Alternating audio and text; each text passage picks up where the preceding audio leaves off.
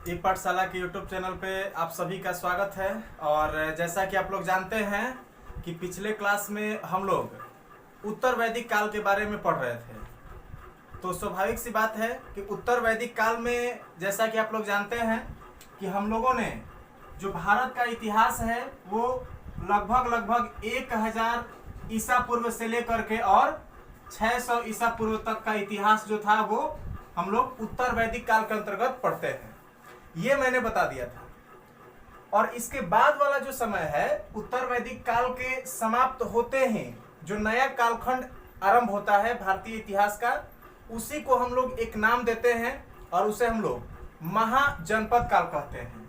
ठीक है, और उसी महाजनपद काल के बारे में आज हम लोग को देखना है। ध्यान से समझिएगा, आज हम लोग को क्या स्टार्ट करना है, तो महाजनपद काल। ठीक है, महाजनपद काल, ध्यान पूर्वक समझिएगा। महाजनपद काल के अगर हम लोग कालक्रम को निर्धारित करने की बात करें तो महाजनपद काल जो है लगभग 600 ईसा पूर्व 600 बीसी में इसका आरंभ होता है, जो कि मौर्य साम्राज्य के आरंभ होने तक ये लगभग चलता है। ठीक है, ये चीज आपको ध्यान रखना है। तो चलिए हम लोग आज महाजनपद काल के बारे में थोड़ा सा एकदम बढ़िया से इसको समझने का प्रयास करते हैं कि इससे कैसे कैसे प्रश्न आपके परीक्षा में पूछे जा सकते हैं, और दूसरी चीज कि सामान्य जानकारी के लिए भी हमें महाजनपद काल के बारे में क्या जानकारियां होनी चाहिए। चलिए ध्यान से समझिएगा थोड़ा सा। जैसा कि मैंने आप सभी को बताया था कि ऋग्वैदिक काल की अगर हम लोग बात करें तो ऋग्वैदिक काल में क्या था कि उस समय जो भी लोग थे, ऋग्वैदिक आर्य जो थे, वो कबीला बना करके रहा करते थे। और कबीला का मतलब मैंने क्या बताया था, कबीला का मतलब ये होता है कि लोग 10 या 15 या 20 लोगों के समूह में रहा करते थे और एक जगह से दूसरे जगह पे स्थानांतरित हुआ करते थे। यानी कि स्थायी जीवन उनका नहीं था, एक जगह स्थिर होकर के नहीं रहते थे, एक जगह अस्थायी होकर के नहीं रहते थे, और उस सिस्टम को कबीलाई जीवन कहा जाता था। ठीक है, और ध्यान पूर्वक समझिएगा कि ऋग्वैदिक काल में जो कबीला होता था, ध्यान से समझिएगा, ऋग्वैदिक काल में जो कबीला होता था उस कबीला के लिए जन शब्द का प्रयोग किया जाता था। ठीक है, कबीले के लिए किस चीज का प्रयोग किया जाता था, तो कबीला के लिए जन शब्द का प्रयोग किया जाता था। किसमें, ऋग्वैदिक काल में। ध्यान से समझिएगा, यानी कि ऋग्वैदिक काल में लोगों का समूह बनना शुरू हुआ जिसे जन कहा गया। और यही जन जो है आगे चल के क्या हुआ कि यही जन जब समूह हो गया, यानी कि बहुत सारे जब जन एक दूसरे से मिलने लगे, जब बहुत सारे ऋग्वैदिक जो समूह थे वो एक दूसरे से मिलने लगे, तो उसी को हम लोग जनपद कहने लगे। ठीक है, क्या कहा गया, जनपद। ध्यान से समझिएगा, कबीला या जन जो है ये कब तक का समय है, ये है आपका ऋग्वैदिक काल तक। ऋग्वैदिक काल में कबीला को जन कहा जाता था, ठीक ना। और यही जन जो है, जन परिवर्तित हो गया किसमें, जनपद में। कब, तो ये हुआ आपका उत्तर वैदिक काल में। उत्तर वैदिक काल में जो जन थे वो किस में परिवर्तित हो गए, जनपद में परिवर्तित हो गए। उसके बाद में क्या हुआ कि जब बहुत सारे जनपद आपस में संगठित होने लगे, तो उन जनपदों के संगठित होने के फलस्वरूप जो एक पूरा विस्तृत जो क्षेत्र बना, उसी को महाजनपद कहा गया। ठीक है, महाजनपद। ठीक है, यानी कि जनपदों का जो समूह हुआ उसी को महाजनपद कहा गया। और ये महाजनपद जब बनने शुरू हो गए तो इसीलिए चूंकि जनपद मिलकर के और महाजनपद का इसमें निर्माण किए, इसीलिए इस कालखंड को हम लोग महाजनपद काल कहते हैं। क्या कहते हैं, तो इसे हम लोग महाजनपद काल कहते हैं, महाजनपद काल कहते हैं। तो हम उम्मीद करते हैं कि इतना तो सबको समझ में आ गया होगा महाजनपद काल क्या है। अब थोड़ा सा आगे बढ़ते हैं, ध्यान से समझिएगा। ये कबीला या जन का जो सिस्टम था ये लगभग चला था 1500 बीसी से लेकर के और 1000 बीसी तक ये चला था। इसके बाद में क्या हुआ कि उत्तर वैदिक काल में लगभग 1000 बीसी से स्टार्टिंग हुआ लगभग, ठीक, और 600 बीसी तक लगभग जनपद का सिस्टम चला।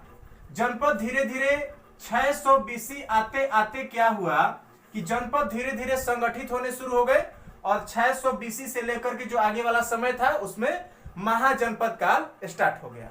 ठीक है, तो ये मेन सिस्टम था आपका। अब थोड़ा सा यहाँ पे ध्यान देने वाली बात है, उसको ध्यान पूर्वक समझिएगा।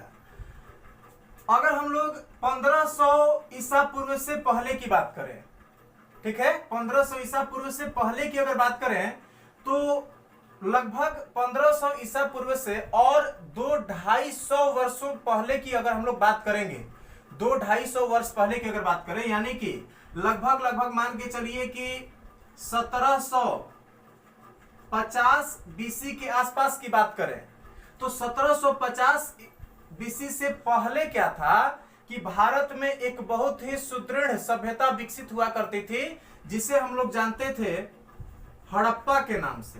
ठीक, हड़प्पा के नाम से जानते थे। अब इन दोनों को लिंक करना है। हड़प्पा की अगर बात करें तो हड़प्पा के बारे में मैंने पिछले वीडियो में आप सभी को पढ़ाया है। अगर आप नए हैं हमारे चैनल पे तो उसको पीछे जाकर के देख सकते हैं। हड़प्पा जो है वो एक नगरीय सभ्यता थी। ठीक है, कैसी सभ्यता थी? तो नगरीय सभ्यता थी।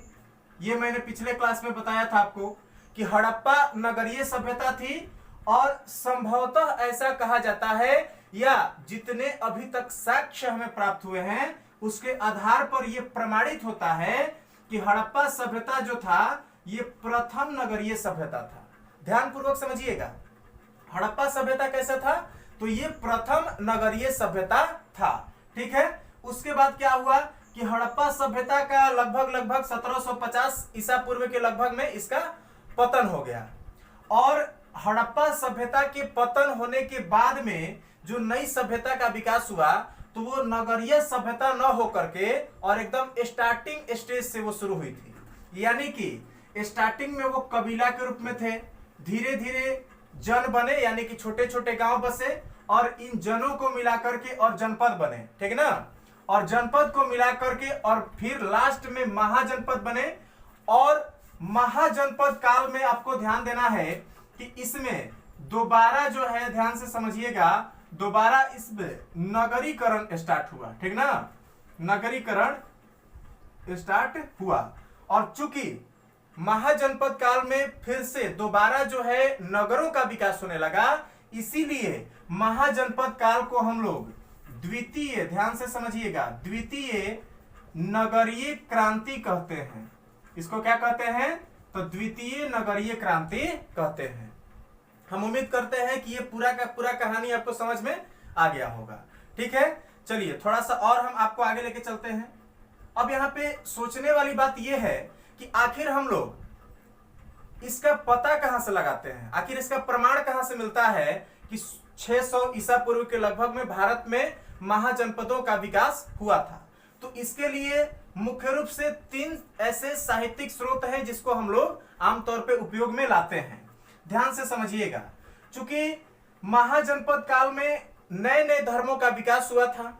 ठीक, और इसी में आप लोग पढ़ेंगे कि महाजनपद काल को हम लोग सूत्र काल भी कहते हैं। महाजनपद काल को हम लोग किस नाम से जानते हैं? तो सूत्र काल के नाम से जानते हैं, जिसमें सूत्र का मतलब होता है धर्म। सूत्र का मतलब क्या होता है? तो धर्म होता है। और इसमें समझने वाली बात यह है कि यहाँ पे सूत्र काल या महाजनपद काल में आमतौर पे 2 नए धर्मों का विकास हुआ था। और अगर हम लोग उन दोनों नए धर्मों की बात करें तो आपको ध्यान देना है कि वो दोनों नए धर्मों में एक था आपका जैन धर्म और दूसरा था बौद्ध धर्म। ध्यान से समझिएगा, और इन्हीं दोनों धर्मों से संबंधित धार्मिक ग्रंथों से हमें सबसे पहले महाजनपद काल का पता चलता है। और अगर हम लोग बौद्ध धर्म ग्रंथों की बात करें कि किन बौद्ध ग्रंथों से हमें महाजनपद काल के बारे में जानकारी मिलती है, तो आपको ध्यान देना है कि बौद्ध धर्म से संबंधित 2 ग्रंथ हैं, जिसमें से एक आपका है अंगुत्तर निकाय। ठीक है, कौन सा है? तो अंगुत्तर निकाय। और वहीं अगर हम लोग दूसरे की बात करें तो उसको हम लोग महावस्तु के नाम से जानते हैं। तो महावस्तु और अंगुत्तर निकाय दो ऐसे साहित्य हैं, बौद्ध साहित्य हैं, जिनसे हमें महाजनपद काल के बारे में पता चलता है। वहीं अगर हम लोग जैन साहित्यों की बात करें तो जैन साहित्यों में एक है आपका भगवती सूत्र, ठीक है, भगवती सूत्र। तो भगवती सूत्र से भी हमें महाजनपद काल के बारे में पता चलता है। और इन तीनों साहित्यों में यह वर्णित है कि लगभग 600 ईसा पूर्व के आसपास में भारत में तकरीबन 16 महाजनपद हुआ करते थे। कितने हुआ करते थे? तो 16 महाजनपद हुआ करते थे। ये आपसे परीक्षा में प्रश्न पूछेगा कि प्राचीन काल में कितने महाजनपद थे, या प्राचीन काल में भारत में कितने महाजनपद थे। तो आपको ध्यान देना है कि प्राचीन काल में महाजनपदों की संख्या कितनी थी? 16 थी। कहां से पता चलता है? तो महावस्तु, अंगुत्तर निकाय और भगवती सूत्र से पता चलता है, जिसमें से भगवती सूत्र जो है वो जैन धर्म से संबंधित है, जबकि अंगुत्तर निकाय और महावस्तु जो है ये दोनों बौद्ध धर्म से संबंधित हैं। महाजनपद काल को हम लोग दोहरी या द्वितीय नगरीय क्रांति भी कहते हैं, या इसी को हम लोग सूत्र काल कहते हैं। द्वितीय नगरीय क्रांति इसलिए कहते हैं क्योंकि इसी समय दोबारा से नए नए नगरों का विकास होना शुरू हुआ था। वहीं अगर हम लोग सूत्र काल की बात करें तो सूत्र काल इसलिए कहा जाता है महाजनपद काल को क्योंकि इस समय दोबारा से भारत में जो है नए धर्मों की उदय हुआ था, ठीक ना, यहाँ पे नए नए धर्म उद्भव हुए, तो इसलिए इसे हम लोग सूत्र काल कहते हैं। क्योंकि इससे पहले क्या था, अगर हम लोग महाजनपद काल की बात छोड़ दें तो महाजनपद काल से पहले भारत में सिर्फ और सिर्फ ब्राह्मणवादी विचारधारा का प्रभाव था। ब्राह्मण धर्म ही भारत में विकसित था, जो कि आज के समय में उसे हम लोग सनातन धर्म के नाम से जानते हैं, ठीक। तो सनातन धर्म के ही ये अंग थे, जैन धर्म और बौद्ध धर्म, जो आगे चल के विकसित हुए महाजनपद काल में, ठीक है। हम उम्मीद करते हैं कि इतना जो भी मैंने आपको बताया ये सारी की सारी बातें आपको समझ में आ गई होंगी। इसमें समझने वाली बात यह है, एक दो बात और समझिए। महाजनपद काल में टोटल जनपदों की संख्या की अगर हम लोग बात करें तो ये 16 थे। वहीं इसमें से आपको ध्यान देना है कि 4 ऐसे महाजनपद थे जो कि बहुत ही ज्यादा शक्तिशाली थे। टोटल महाजनपद शक्तिशाली नहीं थे, उसमें से 3 या 4 ऐसे महाजनपद थे जो काफी ज्यादा शक्तिशाली थे। और उन 4 महाजनपदों की बात करें जो शक्तिशाली थे, ठीक है, जो शक्तिशाली महाजनपद थे उनकी अगर हम लोग बात करें तो इसमें सबसे पहले तो आपका हो जाएगा मगध, इसके बाद में आपका हो जाएगा अवंती, ठीक है, इसके बाद में आपका हो जाएगा, ध्यान से समझिएगा, वत्स, अवंती, वत्स, और उसके बाद में आपको ध्यान देना है कोसल। तो ये 4 ऐसे महाजनपद थे जो कि काफी ज्यादा शक्तिशाली हुआ करते थे, ठीक ना। लेकिन इनमें से भी अगर सबसे शक्तिशाली महाजनपद की बात करें तो ये मगध महाजनपद था जो कि सबसे ज्यादा शक्तिशाली था। और आगे चल के मगध महाजनपद ने ही संभवतः टोटल जो भी अन्य महाजनपद थे तो उन सभी महाजनपदों पर अधिकार करके और मगध साम्राज्य का विस्तार किया, ठीक है। जो हम लोग आगे पढ़ेंगे मगध साम्राज्य के लिए कल के वीडियो में, हम उम्मीद करते हैं कि आपको मगध साम्राज्य के बारे में जो भी चीजें प्रश्न पूछे जाएंगे आपसे परीक्षा में वो सारी चीजें आपकी क्लियर हो जाएंगी। तो चलिए हम उम्मीद करते हैं कि ये बात आपको क्लियर हो गया होगा। आपको ध्यान देना है, इसके अतिरिक्त थोड़ी सी बात अगर हम लोग और करें तो आपको ध्यान देना है कि एक बौद्ध ग्रंथ है जिसे हम लोग जानते हैं महापरिनिर्वाण, ठीक है, महापरिनिर्वाण सूत्र, ठीक ना। और महापरिनिर्वाण सूत्र में सबसे पहले ये वर्णित किया गया है कि प्राचीन काल में या महाजनपद काल में संभवतः 6 नगर हुआ करते थे, 6 महानगर हुआ करते थे। और उन 6 महानगरों की बात करें तो इसमें आपका हो जाएगा एक चंपा, इसके बाद में दूसरा आपका हो जाएगा श्रावस्ती, ठीक है, चंपा, श्रावस्ती, या यही जो है आपका कोसल का राजधानी था। इसके बाद में आपका हो जाएगा राजगृह, ठीक है, राजगृह के बाद में आपको ध्यान देना है इसी में आपका हो जाएगा कौशाम्बी, कौशाम्बी, और कौशाम्बी के बाद में आपको ध्यान देना है, कौशाम्बी के बाद में आपका हो जाएगा साकेत, साकेत, और फिर लास्ट आपका इसमें हो जाएगा काशी। तो इस तरह से ये टोटल जो है 6 है, महानगर उपस्थित थे महाजनपद काल में। ये चीज आपको ध्यान रखना है। चलिए ठीक है, अब जो है हम लोग थोड़ा सा आगे बढ़ते हैं और आगे देखते हैं कि और कौन कौन से महत्वपूर्ण यहाँ पे प्रश्न आपसे पूछे जाएंगे। और इसमें सबसे पहले एक टेबल के माध्यम से हम लोग देखेंगे कि महाजनपद काल में कौन कौन से 16 महाजनपद थे, उनकी राजधानियां कौन कौन थी और उनके क्षेत्र क्या थे, ठीक ना, वो किन किन क्षेत्रों में विस्तृत थे। ये चीज अब हम लोग यहाँ पे देखेंगे एक टेबल के माध्यम। तो चलिए, अभी तक हम लोगों ने क्या देखा? अभी तक हम लोगों ने महाजनपद काल से संबंधित जो प्रमुख बेसिक चीजें थी वो हम लोगों ने देखा। अब जो है, अब हम आप सबको बताएंगे कि कौन कौन से 16 महाजनपद थे और उन 16 महाजनपदों की क्या राजधानियां थी और किन क्षेत्रों में उनका विस्तार था। ठीक है, चलिए ध्यान से समझिएगा। सबसे पहले अगर हम लोग बात करें तो सबसे पहले हम लोग देखते हैं काशी के बारे में।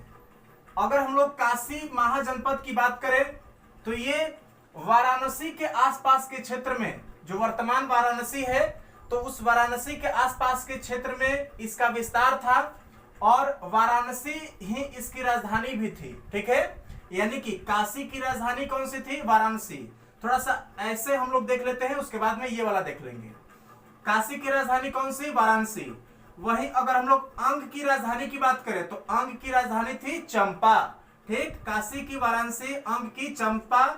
मगध की बात करें तो मगध की इनिशियल राजधानी राजगृह या गिरिब्रज थी। ठीक ना, राजगृह या गिरिब्रज एक ही स्थल का नाम है, एक ही नगर का नाम है, राजगृह और गिरिब्रज। ठीक ना, तो मगध की राजधानी प्रारंभ में राजगृह या गिरिब्रज थी, लेकिन आगे चल के जो है कालांतर में इसकी राजधानी पाटलिपुत्र हो गई। ठीक है, कालांतर में इसकी राजधानी कहां हो गई? तो पाटलिपुत्र। ठीक ना, ये बात आपको ध्यान रखना है।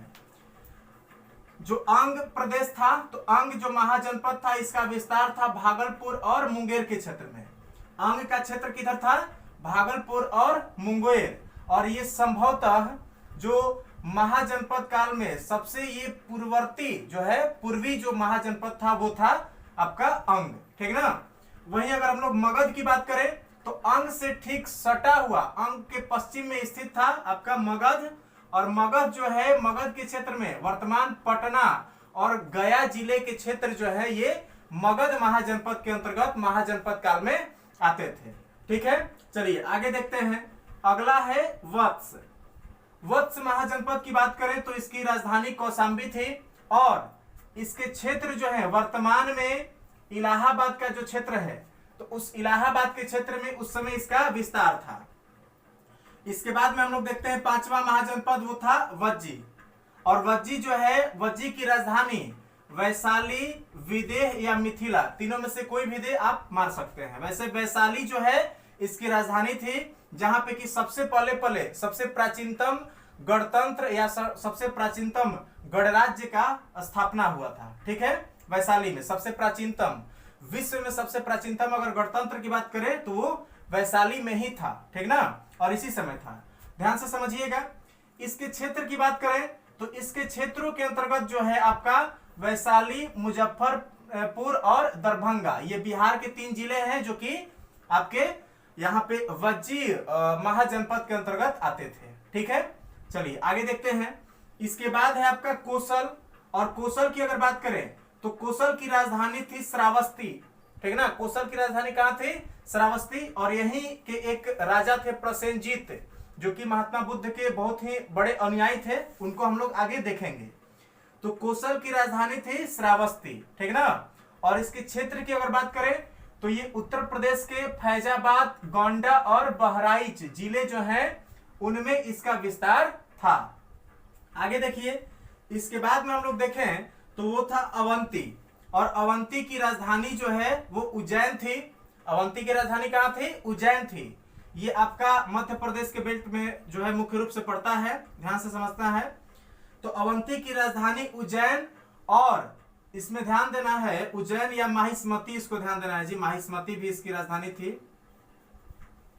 माहिष्मती। ठीक ना, उज्जैन या माहिष्मती। और ये आमतौर पे जो मध्य प्रदेश वाला बेल्ट है उधर इसका मुख्य विस्तार था। ठीक है, चलिए आगे देखते हैं। इसके बाद में आपका जो है वो है मल्ल।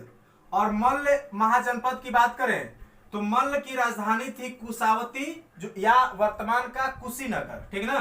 तो मल्ल की राजधानी कुशावती या कुशीनगर थी। और इसके क्षेत्र की अगर बात की जाएगी तो इसके क्षेत्र के अंतर्गत देवरिया, बस्ती और गोरखपुर का जो इलाका है वो मुख्य रूप से इसके अंतर्गत आता था, ठीक है। चलिए आगे देखते हैं। अगला है पांचाल। और पांचाल महाजनपद की अगर बात करें तो पांचाल मुख्य रूप से दो भागों में बटा हुआ था, उत्तरी पांचाल और दक्षिणी पांचाल, जिसमें से उत्तरी पांचाल की राजधानी अहिच्छत्र थी, जबकि दक्षिणी पांचाल की राजधानी काम्पिल्य थी। उत्तरी की अहिच्छत्र और दक्षिणी की काम्पिल्य थी, ठीक ना। वहीं अगर हम लोग उत्तरी जो पांचाल था उसके क्षेत्र की बात करें तो उत्तरी पांचाल के क्षेत्र के अंतर्गत वर्तमान के बरेली और बंदायूं जो है उत्तर प्रदेश के, ये दोनों उस समय उत्तरी पांचाल के अंतर्गत आते थे। वहीं अगर हम लोग दक्षिणी पांचाल की बात करें तो दक्षिणी पांचाल के अंतर्गत उत्तर प्रदेश का एक फर्रुखाबाद जो स्थान है वो आपका दक्षिणी पांचाल के अंतर्गत आता था, ठीक है। चलिए आगे देखते हैं। इसके बाद में अगला है चेदी। और चेदी की बात करें तो चेदी की राजधानी थी शक्तिमती। चेदी की राजधानी कहाँ थी? शक्तिमती, या कहीं कहीं इसका नाम जो है वो सोत्थीवती मिलेगा। शक्तिमती या सोत्थीवती जो है ये चेदी की राजधानी थी। और इसके क्षेत्र की बात करें तो वर्तमान में जो उत्तर प्रदेश का बुंदेलखंड वाला जो इलाका है उस क्षेत्र में इसका विस्तार था। चलिए आगे देखते हैं। इसके बाद है कुरु।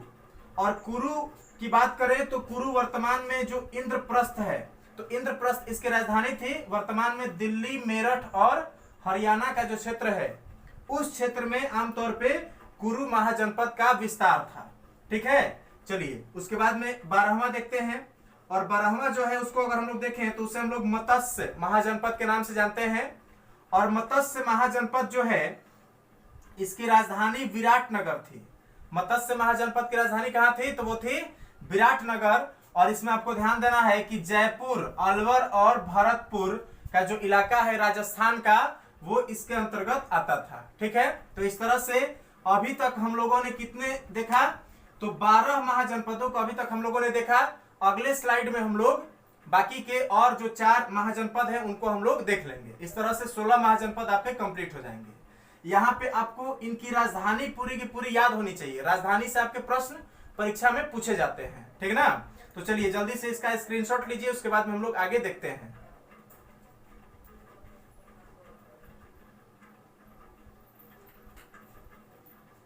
तेरहवां वो था आपका कंबोज। 13वां महाजनपद आपका कौन सा था? कंबोज था। और कंबोज की राजधानी जो है वो थी हाटक। और इसके क्षेत्र की बात करें तो राजौरी और हजारा जो वर्तमान में है वो इसके अंतर्गत आते थे, ठीक है। चलिए आगे देखते हैं। इसके बाद में है आपका अस्मक। 14वां जो महाजनपद था वो कौन सा था? अस्मक। और अस्मक की बात करें तो अस्मक की राजधानी उस समय पोटली या पोतन नामक स्थल था, ठीक ना। पोटली या पोतन इसका राजधानी था। और ये वर्तमान के गोदावरी नदी क्षेत्र में इसका विस्तार था। यानी कि ये भारत का जो महाजनपद वाला जो मेन बेल्ट था उसमें ये भारत का सबसे दक्षिणी यानी कि दक्षिण भारत का एकमात्र महाजनपद था, ठीक ना। ये सबसे दक्षिणी प्लस में दक्षिण भारत का एकमात्र महाजनपद कौन सा था? तो वो था आपका अस्मक, ठीक है। चलिए आगे देखते हैं। इसके बाद में आपका गंधार। और गंधार जो है, गंधार सबसे पश्चिमी महाजनपद था, ठीक ना।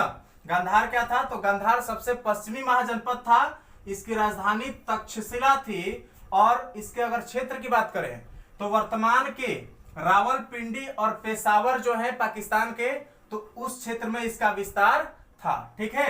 चलिए आगे देखते हैं। सबसे लास्ट 16वां वो था आपका सुरसेन। और सुरसेन की राजधानी मथुरा थी।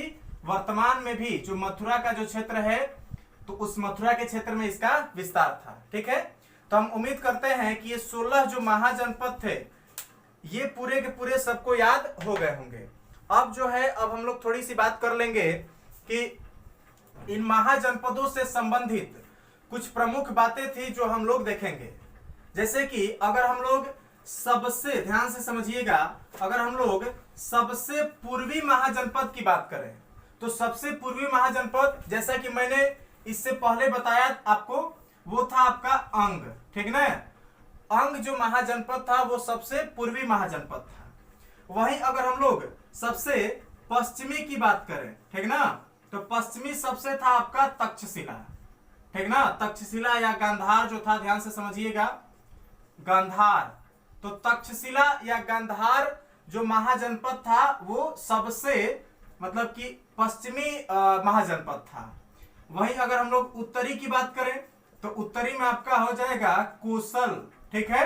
उत्तरी में क्या हो जाएगा, कोसल महाजनपद। और अगर हम लोग दक्षिणी महाजनपद की बात करें तो जैसा कि मैंने अभी जस्ट पहले बताया कि अस्मक जो है, ध्यान से समझिएगा, अस्मक ये सबसे दक्षिणी महाजनपद था, प्लस में दक्षिण भारत में पाया जाने वाला एकमात्र महाजनपद कौन सा था, तो वो था अस्मक, ठीक है। ये आपको ध्यान रखना है। इसके बाद में आपको ध्यान रखना है कि जो एक मैंने बताया चंपा, ठीक ना, अंग की राजधानी थी चंपा, और ये चंपा जो है ये उस समय की व्यापारिक, ठीक ना, प्रमुख व्यापारिक स्थल था। व्यापारिक स्थल, आपसे प्रश्न पूछेगा कि महाजनपद काल का सबसे प्रमुख व्यापारिक नगर कौन सा था, तो आपका हो जाएगा चंपा, ठीक है। वहीं अगर हम लोग बात करें वज्जी का, तो वज्जी जो है वो 8 राज्यों का संघ था, ठीक ना। ध्यान से समझिएगा, वज्जी क्या था जी, तो 8 राज्यों का संघ, वज्जी 8 राज्यों का संघ था, ठीक ना। तो ये आपको ध्यान रखना है। और सबसे शक्तिशाली, मैंने जस्ट पहले आपको बताया कि जो सबसे शक्तिशाली जो महाजनपद था वो कौन सा था, तो सबसे शक्तिशाली महाजनपद था मगध, ठीक है। इसके बाद में एक दो बातें और है जो आपको जाननी चाहिए इसके बारे में। अगर हम लोग बात करें अवंती की, तो अवंती जो है अपने यहाँ पे लोहे की खान के लिए प्रसिद्ध था, ठीक ना। अवंती क्या था, तो अवंती में लोहे की खान थी, ठीक ना, लोहे की खान। और लोहे की खान होने के कारण ही अवंती जो है महाजनपद काल में एक शक्तिशाली महाजनपद के रूप में स्थापित हुआ था, क्योंकि यहां से जो लोहे प्राप्त होते थे उन लोहों से बहुत ही अच्छे किस्म के हथियार निर्मित किए जाते थे। और इसलिए अवंती जो है, आपका यहाँ पे ध्यान देना है कि अवंती में लोहे की खान थी, और इसलिए अवंती जो है प्रसिद्ध महाजनपद था।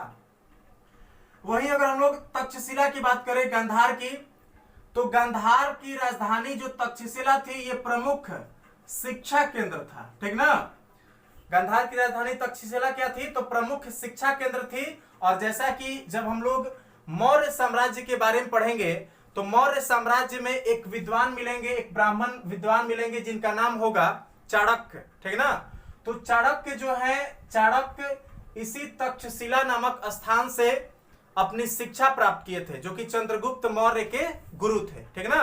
तो चाणक्य जो है, चाणक्य ने शिक्षा कहां से प्राप्त किया था, तो वो तक्षशिला से प्राप्त किए थे। तक्षशिला में एक विश्वविद्यालय भी था जिसे हम लोग तक्षशिला विश्वविद्यालय के नाम से जानते हैं, जिसमें कि आमतौर पे संस्कृत का और वैदिक धर्म का शिक्षा प्रदान किया जाता था, ठीक है। तो हम उम्मीद करते हैं कि ये पूरा समझ में आ गया होगा। इसके बाद में एक और महाजनपद से संबंधित प्रमुख बात याद रखिए, और उसके बारे में अगर हम आपको बताएं तो ध्यान देना है कि जो कंबोज था, ठीक है, कंबोज, तो कंबोज जो है यहाँ पे श्रेष्ठ कैटेगरी के घोड़े निर्मित होते थे, ठीक ना। यहाँ पे श्रेष्ठ, एकदम बहुत ही उत्कृष्ट कोटि के घोड़े यहाँ पे पाए जाते थे, और इस तरह से ये घोड़ों के लिए मशहूर था, ठीक ना। तो हम उम्मीद करते हैं कि ये पूरा का पूरा जो मैंने अभी कहानी बताया वो सबको समझ में आ गया होगा।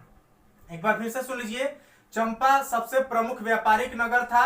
वज्जी जो है वो 8 राज्यों का संघ था, जिसमें से इसी में लिच्छवी जो थे वो भी इसी संघ के हिस्सा थे, जो कि आगे चल के और सबसे जो विश्व का सबसे प्राचीनतम गणराज्य की बात करें तो सबसे प्राचीनतम गणराज्य होने का उन्हें गौरव प्राप्त हुआ था, ठीक है। उसके बाद में सबसे पूर्वी जो महाजनपद था वो था अंग, पश्चिमी गांधार, उत्तरी कोसल, और दक्षिणी कौन था, तो दक्षिणी था अस्मक।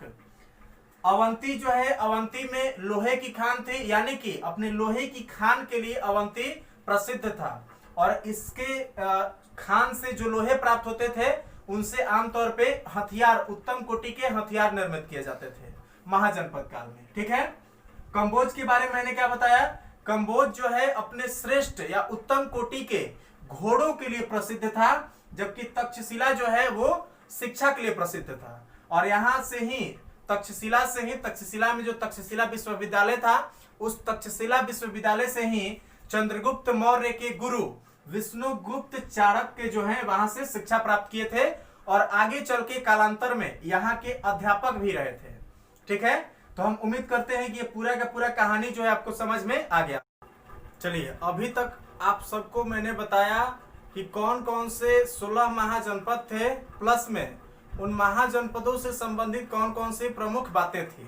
ठीक ना, अब आपको ध्यान देना है कि चूंकि इस लेक्चर के स्टार्टिंग में ही मैंने आपको बताया था कि महाजनपद काल को हम लोग सूत्र काल भी कहते हैं। ठीक है, और ऐसा इसलिए कहते हैं क्योंकि इस समय 2 नए धर्मों का उदय हुआ था, जिसमें से एक था आपका जैन धर्म और दूसरा था बौद्ध धर्म।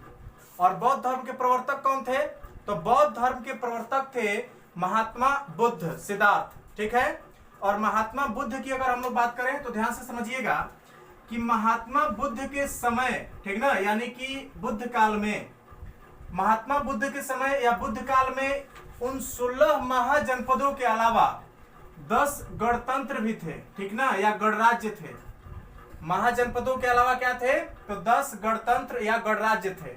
और वो गणराज्य कौन कौन से थे उनको अब हम लोग समझेंगे। ध्यान से समझिएगा। सबसे पहले अगर हम लोग देखें तो वो थे कपिलवस्तु के शाक्य। कौन थे, कपिलवस्तु के शाक्य। और कपिलवस्तु के शाक्यों की राजधानी कौन थी, तो वही कपिलवस्तु, यानी कि जहां के जो रहेंगे उनकी राजधानी वही होगी। क्लियर है, तो कपिलवस्तु के शाक्यों की राजधानी कपिलवस्तु थी। और कपिलवस्तु वर्तमान में कहाँ है जी, तो नेपाल का जो तराई वाला मेन क्षेत्र है वहां पे स्थित था कपिलवस्तु। एक चीज इसमें ध्यान देना है कि इस कपिलवस्तु के शाक्य कुल में ही गौतम बुद्ध का जन्म हुआ था। ठीक है, शाक्य कुल में किसका जन्म हुआ था, तो वो हुआ था गौतम बुद्ध का। आपसे पूछेगा प्रश्न कि गौतम बुद्ध का जन्म कहाँ हुआ था, तो कपिलवस्तु में।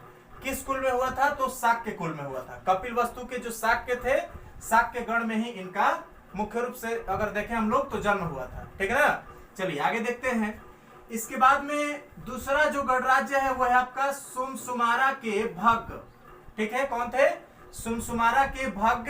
और सुमसुमारा के भग की राजधानी जो है वो सुमसुमगिरी या उसको सुमसुमारा ही कहा जाता है, जो कि वर्तमान समय के चुनार जो है मिर्जापुर जिला में पड़ता है उत्तर प्रदेश के।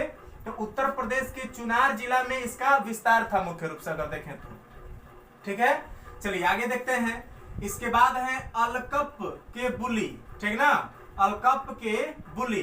और अलकप के बुली की राजधानी की अगर बात करें तो ये बेठ द्वीप उस समय उसको कहा जाता था, जो कि वर्तमान के बेतिया जो है, बेतिया, तो वर्तमान के बेतिया से पहचान की गई है बेठ द्वीप का। ठीक ना, और इसके क्षेत्र की बात करें तो ये उस समय वर्तमान के शाहाबाद, आरा और मुजफ्फरपुर का जो क्षेत्र था उस क्षेत्र में आमतौर पे इसका विस्तार हुआ करता था।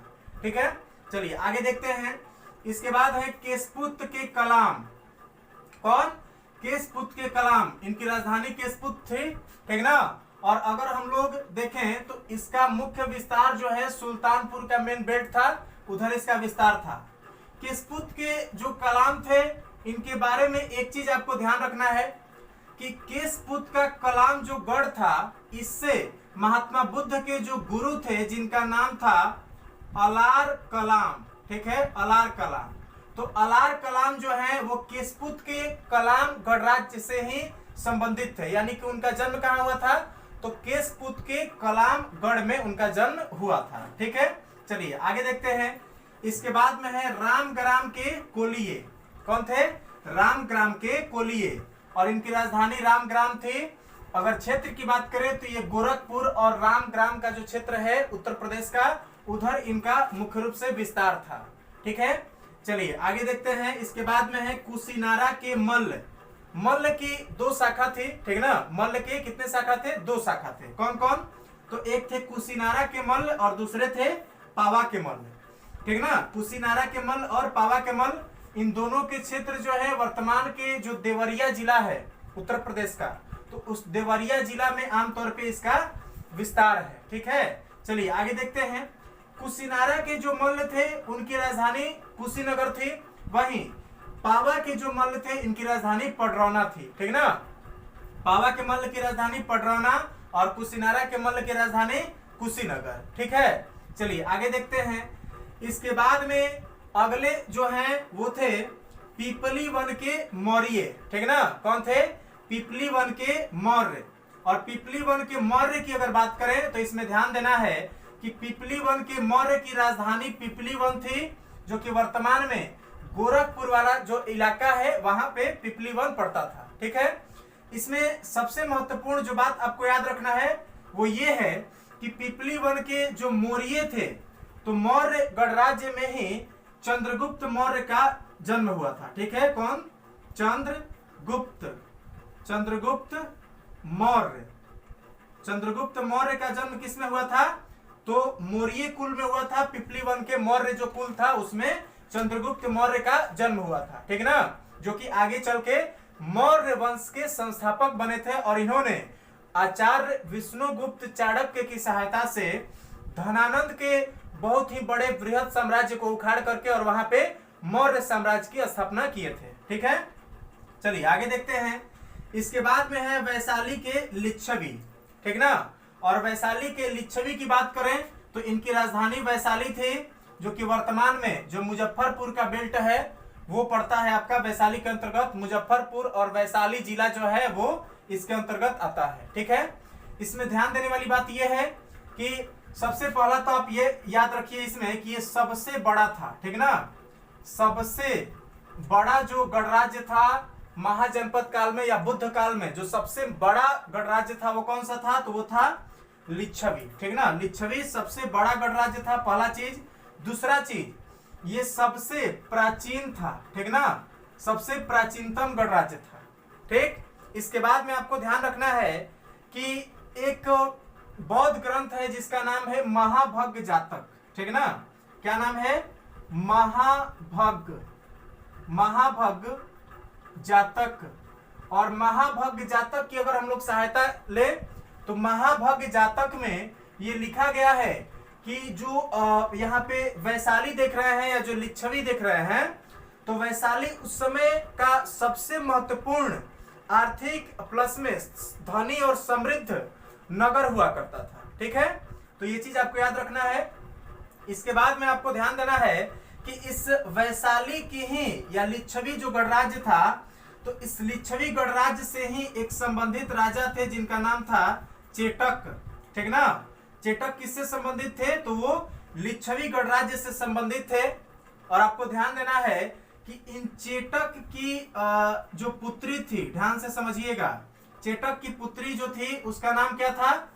याद कीजिए, तो चेटक की पुत्री का नाम था चेलना। ठीक ना, चेटक की पुत्री का नाम चेलना था, जिनका विवाह जो है वो बिंबिसार से हुआ था। ठीक है, उसके बाद अगर हम लोग आगे देखें तो एक और चीज ध्यान रखना है आपको। चेटक की बहन जो थी, चेटक की बहन, तो उनका नाम था त्रिशला। ठीक है, क्या नाम था? त्रिशला। और यही त्रिशला जो है ये महावीर स्वामी की माँ थी। ठीक ना, महावीर की माँ कौन थी? तो त्रिशला थी, जो कि किसकी बहन थी? चेटक की बहन थी। और चेटक कहाँ के शासक थे? तो वो थे आपके यहाँ के लिच्छवी जो गणराज्य था वहां के शासक थे। ठीक है, तो इस तरह से ये प्रमुख बातें थी जो मैंने आपको बताया। अब जो है अगले वीडियो में हम लोग जो मगध साम्राज्य है, तो मगध साम्राज्य का कैसे उत्कर्ष हुआ, कैसे उसका पतन हुआ, इन सारी चीजों को कल के वीडियो लेक्चर में हम लोग समझेंगे। हम उम्मीद करते हैं कि इतनी सारी बातें आपको समझ में आ गई होंगी। अगर आपको वीडियो अच्छा लगा हो तो वीडियो को लाइक कीजिए और अपने दोस्तों के साथ शेयर कीजिए।